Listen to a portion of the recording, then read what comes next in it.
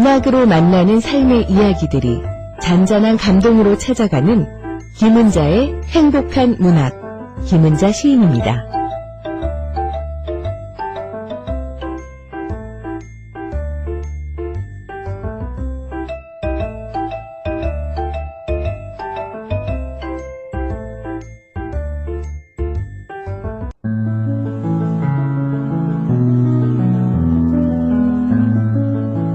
김은자의 행복한 문학.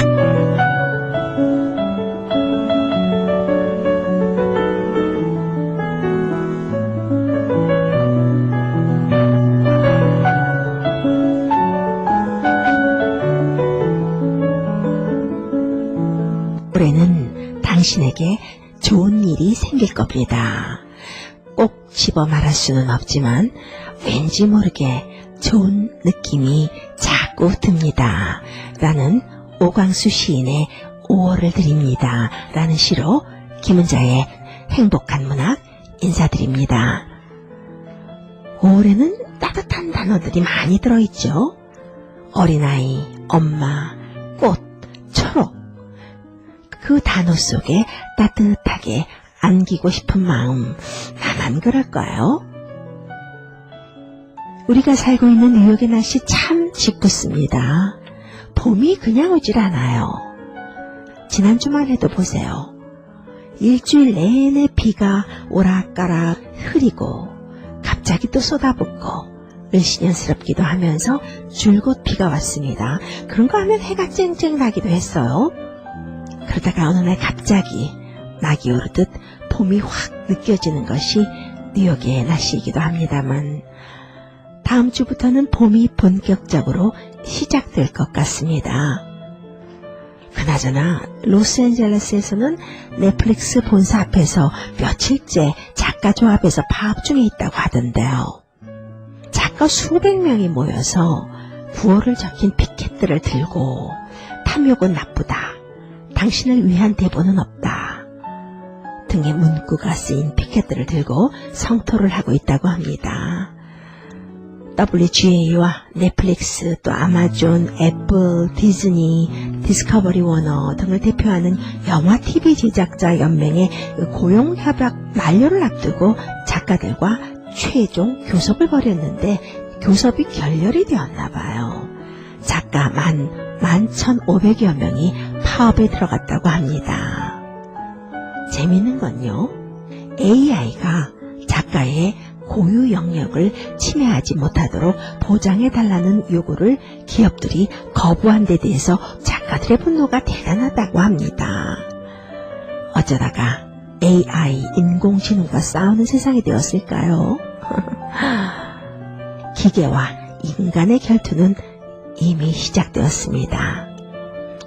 인간의 섬세한 감정과 표현 능력, 인공지능이 따라올 수 있을까요?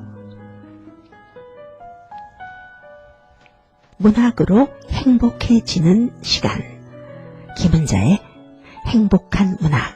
오늘도 여러분들과 함께 봄 커튼 열듯 활짝 열어보겠습니다.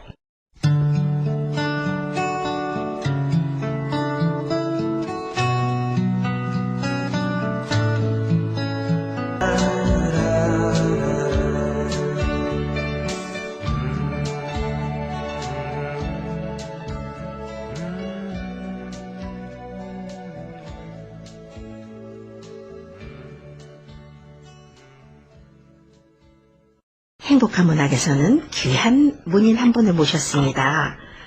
몇 년 전에, 그리고 보니까 벌써 7, 8년이 지났네요. 뉴욕에 오셔서 우리 뉴욕 동포들과 또 문학회도 하시고 또 문학 이야기도 재미있게 들려주시고 토속적인 언어로 정말 정감 있는 시를 많이 쓰는 시인이시죠. 여러분들도 많이 좋아하는 시인입니다. 우리에게 섬진강 시인으로 불리는 김용택 시인을 전화로 연결해 보겠습니다. 선생님 안녕하세요. 안녕하세요. 진짜 오래간만입니다. 네, 선생님 정말 오랜만이에요. 네. 반갑습니다. 네, 저도 너무 반갑고요. 서울은 지금 밤이죠? 지금 8시 반입니다. 밤. 문학을 좋아하는 뉴욕 동포들이 이 밤이나 낮이나 선생님의 근황을 많이 궁금해합니다. 요즘 어떻게 지내고 계세요? 물론 은퇴하시고 선생님 고향으로 돌아가셔서 이 전북 임실군 진내마을이죠? 예. 네네, 신내마을입니다. 네. 지금 뭐, 마을에 이제 꽃들이, 산에 있는 꽃들이 다 지고, 네. 새 이파리가 펴서, 네. 연두색에서 초록으로 건너가는 찬란한 그런 계절이죠. 모든 꽃이 펴 있고, 네. 이제 오늘 아침에는 처음으로 네. 꾀꼬리가 울었습니다. 아, 그렇군요. 네. 얼마나 아름다울까요? 네, 꾀꼬리가 정말 그 눈부시게 아름다운 그런 산천이죠. 네, 정말 섬진간 물줄기가 흐르는 곳에 예쁜 집 짓고 사시는 모습 우리 동포들도 모두가 TV를 통해서 많이 봤습니다. 네, 감사합니다. 네. 그 먼 길을 돌아서 선생님께서 다음 주면 새 시집이 출간된다는 소식이 들려왔습니다. 몇 번째 시집이고요. 또 시집의 제목이 뭔지 참 궁금합니다. 14번째 시집일 겁니다. 우리 모두 첫날처럼이라는 시집입니다. 네. 우리 모두 첫날처럼. 네, 우리 모두 첫날처럼. 굉장히 의미심장한 그 제목이고요. 이 살아가는 모습이 우리 모두가 첫날처럼 그것처럼 아름다운 모습이 있을까 하는 생각이 들고요. 이 시집 소개가 시집이 출간되기도 전에 뉴욕 동포들에게 먼저 선생님께서 직접 소식을 전해주시는 시간이네요. 그러니까요. 감사드립니다. 네, 고맙습니다. 출간하다 보면은 시인들이 가장 고심하는 것이 제목인데요. 어떤 날은 A였다가 또 어떤 날은 아니야 비가 나 그랬다가 또 어떤 날은 그렇죠. 아니야 이 시집은 누가 뭐래도 시야 했다가도 마지막 순간에 확 뒤집어버리는 것이 또 제목이기도 합니다. 김용태 선생님도 예외는 아닐 것 같은데요. 우리가 코로나19로 인해서 비대면으로 생활을 많이 했잖아요. 네.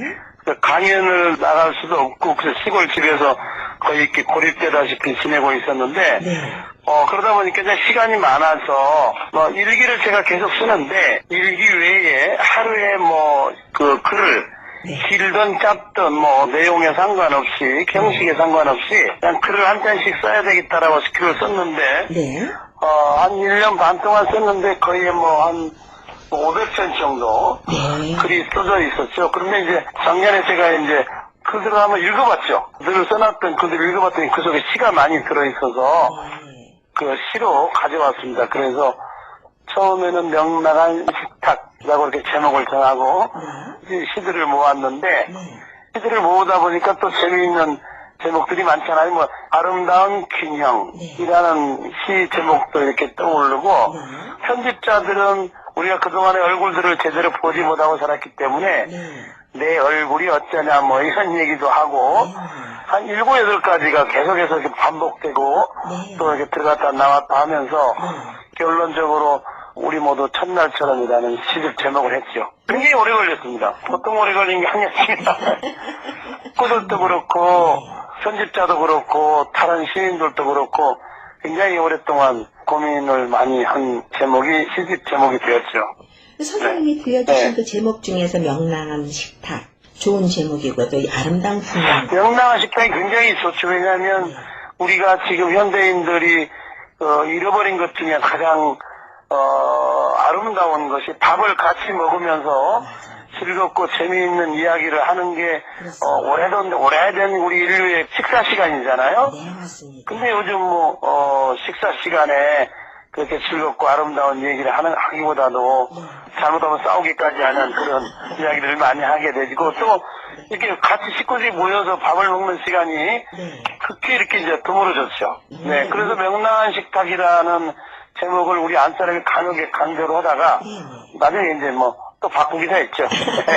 전 시인들이란 그런 것 같습니다. 뭐 시인들뿐만이 아니라 뭐 글을 쓰는 모든 분들이 책을 출간할 때는 그 제목에 대해서 많은 고민을 해요. 굉장히 고민을 많이 하죠. 왜냐면 제목이 결정을 하기 때문에. 그렇죠. 또 욕심나는 제목들이 많았는데 그래도 모두가 첫날처럼 만드는 제목입니다. 제목이 좋은 제목들이 굉장히 많았는데 고민이 많았습니다. 후배 문학인들한테 귀감이 될 정도로 왕성한 활동을 하시는 것 같아요. 왕성하기보다도 하는 일이 제가 시간이 많아요. 이렇게 도시에 살지 않고 한 15가구가 사는 시골 마을에, 강마을에 네. 살기 때문에 얼마나 저 좋죠. 혼자 지내는 시간이 굉장히 많습니다. 그리고 내가 도시에 나가서 뭐 시인들을 만난다든가 문화예술인들을 만난다든가 그런 시간이 없고 네. 주로 집에서 책을 읽으면서 지내기 때문에 시간이 참 많습니다. 어떻게 보면 약간 조금 단절되고 고립됐다고 할 수 있지만 그 그렇습니다. 안에서도 무한한 또 소통이 이루어지고 시인들은 뭐 이렇게 뭐 번잡하고 사람들과 많이 어울리는 시간보다도 외롭고 고독하고 고립된 네. 그래서 자기의 언어를 찾아가는 네. 그런 어떤 그 외로운 시간이 필요하죠. 네, 그런 것 같습니다. 살짝 컨닝을 제가 좀 했습니다. 나비에 관한 네. 시를 많이 썼다고 하더라고요, 나비. 네. 지난번에 냈던 그 문지에서 냈던 시집이 나비가 숨은 어린 나무였습니다. 네네. 근데 이제 그때부터 한 3, 4년 전부터 네. 이게 나비에 대한 그런 시들을 많이 쓰게 됐는데 네. 나비는 힘이 없어요. 일단 그렇죠. 네. 힘이 없잖아요. 네. 힘이 없고 날개를 펼 때 네. 다른 걸 이용하지 않습니다. 자기 자신이 네. 바람을 일으켜서 네. 이렇게 날아가지요. 바람을 타고 날아가는데 그 나비들이 날아가는 모양이 단순한 것 같아 굉장히 다양하고 네. 그 생활들이 굉장히 아름답습니다. 그 봄이 되면 그 백신나비가 이렇게 짝을 찾을 때 네. 한 7, 8마리가 하얗게 뭉쳐서 높은 하늘로 올라가요. 네. 하늘로 치서 올라갔다가 한 마리씩 탁탁탁 떨어져요. 그러면서 이제 짝을 찾게 되겠죠. 뭐 그런 아주 신비로운 보통 사람들이 잘 모르는 네. 사람들이 관심을 갖지 않은 잘 모르는 네. 신비로운 곤충입니다. 그렇군요. 그래서 그 사진을 제가 굉장히 그 나비 사진을 많이 가지고 있는데 네. 사진을 찍다가 보니까 뭐 나비들이 날아가는 게 뭐 바람 위에 누워서 네. 이렇게 바람을 타고 흐르기도 하고 네. 굉장히 아름다운 모습으로 이렇게 바람을 타고 날아다니는 걸 네. 이렇게 보죠. 네. 힘이 없고 아름답고 네. 그리고 날개가 내장이잖아요. 네네. 이 내장의 날개를 이렇게 가지고 자유자재로 날아다니는 그런 모습을 보면 인간의 영혼 같기도 한 그런 곤충이 나비죠. 어떻게 보면 유토피아가 아닌가 하는 생각도 들고요. 네. 그렇습니다. 네. 선생님이 하신 말씀 중에서 나비가 네. 바람을 이용하지 않는다. 자기 힘으로 올곧게 날아간다는 그 네. 말이 그렇죠. 권력을 이용하지 않습니다. 네. 인간들이 배경이 있잖아요. 배경을 가지고 우리가 서로 살아가게 되는데 나비는 배경이 없어요. 네. 자기 스스로 자기 바람으로 날아가죠. 네. 권력이 없습니다. 힘으로 많은 생각을 네. 하게 하는 얘기 들려주셔서 감사드리고요. 이번 시집에 나온 작품이 몇 편입니까? 57편입니다. 57편. 물론 네. 선생님이 많이 고심해서 주옥 같은 글들이니까요. 다 사랑하고 아끼지만 그래도 이 시가 내가 이번에는 좀 마음이 간다 하는 시가 있을 것 같아요. 굉장히 제가 이번 시집을 내면서 네. 이 시집에 실려 있는 시들의 말은 네. 이게 나의 말이구나. 네. 내 옷 같은 말이다는 생각을 하고 네. 또 이 시라는 게 우리가 나만 감동하면 안 되고 우리가 세상과 같이 공감을 해야 되잖아요. 감성이. 그렇죠. 감성을 공감해야 되는데 네. 내 시가 우리가 살고 있는 이 세계에 던지는 어떤 따뜻한 말이 되었으면 좋겠다라는 생각을 갖고 시를 썼는데 네. 58편 모두 다 제가 그동안에 썼던 어떤 시들보다도 더 완성도가 있다는 생각을 갖게 되었죠. 굉장히 제가 아끼는 시들이 많이 그 속에 들어있습니다. 그 중에서 선생님의 육성으로 네. 한번 들어볼 수 있는 시가 있을까요? 짧은 시간이 있기 때문에 네네. 제가 아침은 산책을 해요. 네네. 안개 속에 산책을 하는데 네. 제목이 아침의 인사라는 시입니다.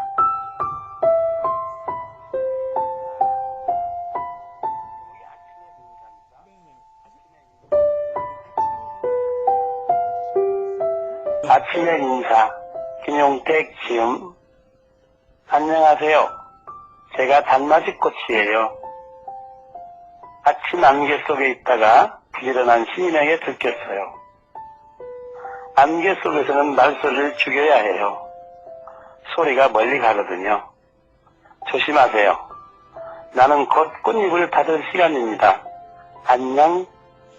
근데 내가 사랑한다고 지금 조금 크게 부르면 안 되나요?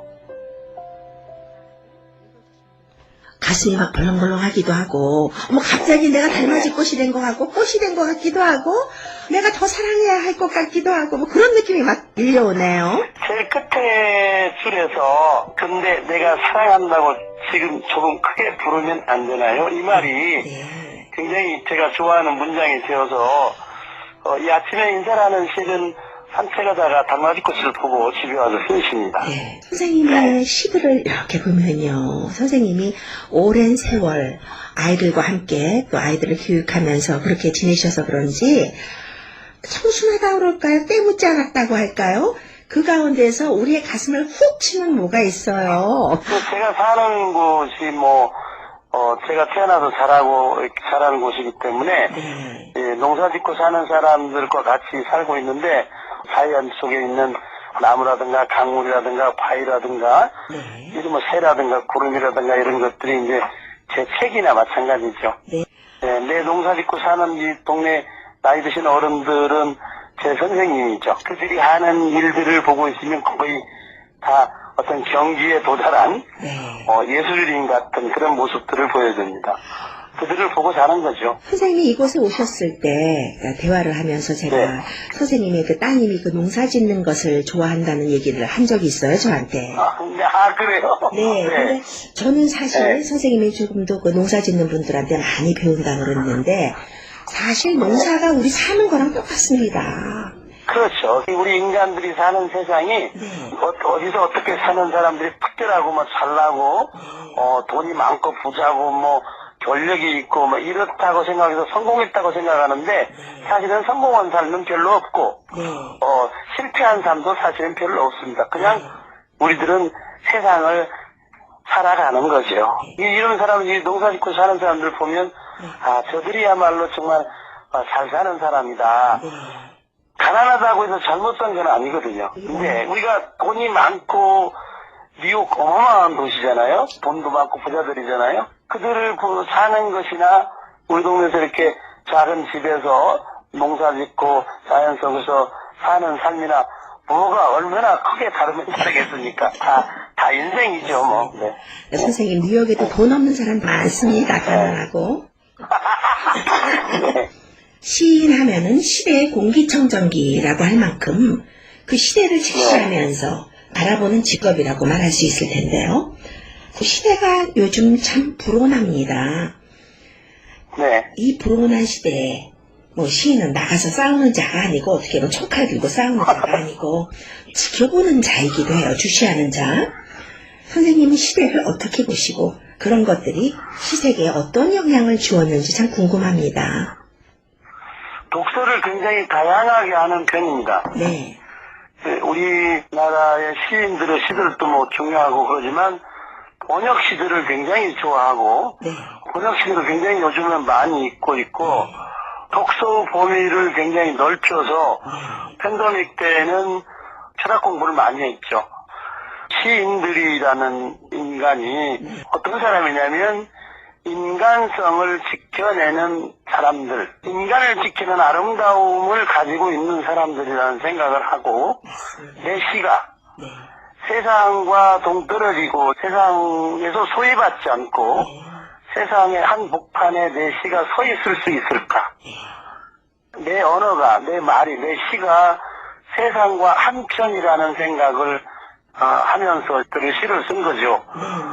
우리가 살고 있는 이 세계가 보편성을 띠게 되었는데 그게 바이러스, 코로나19죠. 코로나19로 인해서 우리 지구가 한 마을이라는 것을 우리가 똑똑하게 이렇게 알게 되었는데 적어도 내 시가 우리 인류에게 던지는 어떤 세계적인 언어가 되었으면 좋겠다 하는 생각을 했습니다. 왜냐하면 3, 4년 동안에 제가 읽은 시들이 되게 이제 외국 시들을 미국 시라든가 영국이라든가 세계 각 지역에서 번역된 시들을 주로 읽으면서 어떤 보편성, 네네. 문학의 보편성, 시의 보편적인 언어를 네네. 찾고 싶어 했죠. 자연을 매개로 하고 시골에 농사 짓는 사람들을 매개로 언어를 네. 나의 언어로 삼아서 네. 글을 썼지만 그 말이 네. 세계적인 어떤 보편성을 띠고 있지 않은가 네. 그렇게 되려고 노력을 한 거죠. 선생님의 시세계는 그런 면에서 어떻게 보면 인간의 가장 본연의 자세에서 글을 쓰셨기 때문에 공감받고 네. 사랑받는 것이 아닌가 그런 생각을 해봅니다. 네, 감사합니다. 네. 나의 시는 어머니가 말한 대로 자연이 말하는 대로 받아 적은 글이다라는 말씀을 하셨었어요. 네. 이번에 출간한 시집의 시세계는 무엇을 기반으로 했을까 하는 궁금증도 드네요. 제가 어머니를 말씀을 드리는 건 네. 우리 어머니뿐이 아니고 농사를 짓고 사는 분들은 자연이 하는 말을 잘 알아들었습니다. 자연이 무엇을 가리키는지를 잘 알고 있었던 거죠. 네네. 공부를 안 하고 책을 안 읽었어도 인간이 지켜야 할, 인간이 가야 할, 네. 인간이 어떻게 살아야 하는가를 그들은 스스로 터득하고 이해하고 배웠던 거죠. 네. 그래서 농사 짓고 사는 사람들이 하는 말은 정직하고 네. 정확한 네. 인간의 언어죠. 그 언어를 제가 이렇게 많이 가져와서 시로 썼던 것입니다. 자연이 하는 말을 내가 받아 썼다라고 말을 하는 거죠. 가장 자연스러운 시집이 될 것 같고요. 초심도 생각나게 하는 제목이기도 한데요. 우리 모두 첫날처럼이라는 그 시집 제목을 정하기까지 너무 시간이 많이 치열하게 지냈기 때문에 지금도 사실은 이렇게 좀 먹먹하기도 하는데 우리 모두 첫날처럼이라는 시 제목은 57편의 모든 시 제목으로도 이게 써도 무방한, 써도 괜찮은 그런 시 제목이 아닌가 그런 생각을 해요. 지금 내가 쓰고 갖고 있는 그 이번에 시집 중에 어떤 시든지 제목을 우리 모두 첫날처럼 하면 그냥 괜찮다라는 그런 생각을 갖고 있습니다. 저는 마음에 쏙 들었습니다. 모두가 첫날처럼. 그게 이제 너무 쉽고 너무 우리가 많이 듣던 어떤 내가 이 말을 어제 들었는데 하는 정도로 이렇게 쉬운 말이긴 한데 사실은 우리들이 어제와는 다른 오늘, 아까와는 다른 지금을 첫날 같은 그런 인생을 삶을 살아가고 싶죠. 코로나로 인해서 많은 세월이 얼굴을 가리면서 살았는데 마스크를 벗고 세상에 나갔을 때 이게 첫날이구나 하는 어떤 느낌도 들기도 하고 그러잖아요. 맞습니다. 첫날이란 말은 굉장히 좋습니다. 뭐 또 시인이 또 하는 일이 그런 거죠. 뭐 어디서 들은 것 같은 말인데 이거 뭐 다 아는 것 같은데 다시 한번 정리해주고 다시 한번 되새겨주는 거. 그렇습니다. 이게 이제 뭐 그런 작업을 하셨군요. 나도 이거 내가 할 수 있는 말인데 뭐 이게 누가 한 말인데 뭐 이런 그 말들이 사실은 시가 되는 거죠. 나무 이야기를 엿듣는 게 시인이다. 뭐 이런 말도 있습니다. 시집이 출간되기도 전에 기꺼이 이렇게 선생님 인터뷰에 응해주시고요. 누구보다 먼저 뉴욕 독자들에게 이렇게 선생님의 시집 출간 소식 전해주셔서 너무나 영광스럽고 생각지도 않았는데 이렇게 그 먼 곳에 사실 굉장히 먼 곳이고 또 저한테는 낯선 곳인데 그곳에 계시는 우리 저와 같은 언어를 쓴 우리 동포들에게 이렇게 시집을 냈다는 소식을 전하게 되어서 이루 말할 수 없이 기쁩니다. 모쪼록 많은 독자분들에게 사랑받고 또 뉴욕 동포들도 많이 읽는 그런 시집이 되기를 바라면서요. 감사합니다. 모쪼록 건강하시고요. 좋은 소식 계속 기다리겠습니다. 선생님 고맙습니다. 감사합니다. 오늘 출간될 새 시집 그 소식을 전해주시면서 또 살아가는 이야기 문학 얘기 들려주신 김용택 시인님께 감사드립니다. 김용택 시인은요 1948년 전북 임실군 진내마을에서 태어났습니다. 근 40년간 초등학교 교사 생활하시다가 은퇴를 하시고 고향에 돌아가서 지금은 예쁜 집 짓고 살고 계시는데요.